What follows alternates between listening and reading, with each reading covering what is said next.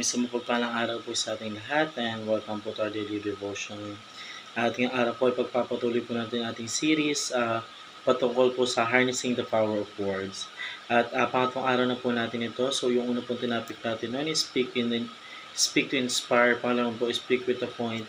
So ang araw naman po is speak from pure heart. So pag sinabi po natin speak from pure heart, dapat ito po yung lahat po yung sinasabi natin is nanggagaling po sa ating puso. Dapat yung sinasabi po natin is hindi lamang po kung ano po yung gustong sabihin natin or kung ano mga isip natin, dapat sinasa puso din po natin kung ano po yung manggagaling salita po sa bibig po natin.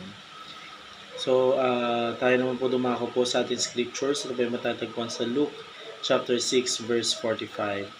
At ito po ang sabi sa English, "The good person out of the good pressure of this heart produce good, and the evil person out of his evil pressure produces evil, for out of the abundance of the heart his mouth speak." Ito daw po ang sabi po sa Tagalog, "Ang mabuting tao mula sa mabuting kayamanan ng kanyang puso ay nagbubunga ng kabutihan, at ang masamang tao mula sa masamang kayamanan ay nagbubunga ng kasamaan, sapagkat mula sa kasaganaan ng puso ay nagsasalita ang kanyang bibig." So yun po yung ating Bible verse po para sa araw na to. Tayo naman po dumako po sa ating katuruan po. Una, the heart is the treasury of good or evil. So yung puso daw po natin is the treasure po of good and evil po. So kasi yung puso po natin, yan po yung pinaka parang sabihin natin agimat, no, it's not agimat, sabihin natin pinaka kayamanan natin po sa atin. Kasi dito is nahahasa po tayo kung paano po tayo magiging mabuti or paano po tayo magiging masama. So, nasa atin na po yung kung paano po natin gagamitin po yung puso po natin sa kasamaan po ba or sa kabutihan po.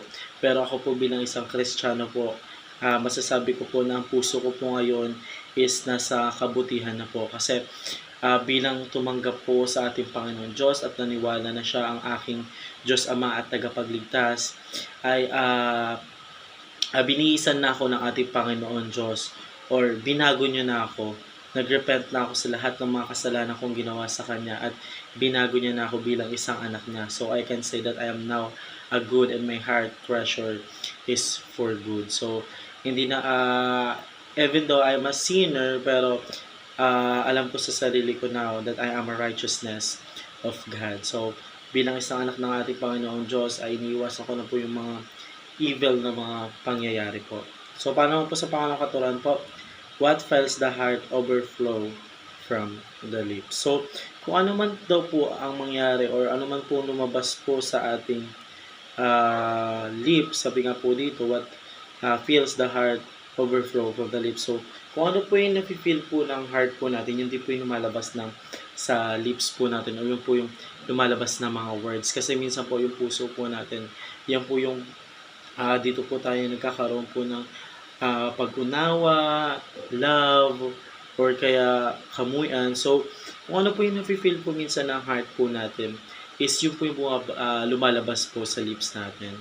So, nasa atin na, nasa tayo bilang isang Kristiyano, bilang isang anak ng Diyos, alam natin na ang puso natin is hindi is para sa ating Panginoon Diyos at para sa mga taong nangangailangan. So, kung ano man minsan ang nararamdaman ng puso natin, kung tayo ay nalulungkot, ganyan, lumalabas din sa lips natin.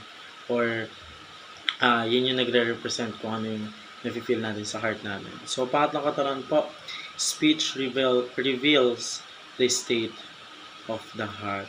So, kapag yun na nga po, nagsalita na po tayo, nag-speech, dinire-reveal na po natin lahat ng sinasabi natin sa pamamagitan po ng speech. Nag-i-state of the heart po yan. So, pag sinabi po natin state of the heart, so parang kung ano man po yung gusto natin, kung ano man po yung parang nakasulat sa puso natin, i-speech po natin yan through sa aking mouth po. So, katulad na lang po ng ginawa natin po ng ating Panginoon Diyos. Lahat po ng mga sinabi niya po sa Biblia or lahat po ng mga nakasulat sa Biblia is nanggaling po sa kanyang puso po or pinaka-pure na heart po.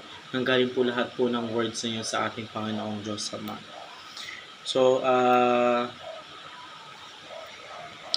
yun lamang po para sa araw na ito. Maraming salamat po sa pakikinig and see you po bukas para po sa ating daily devotion.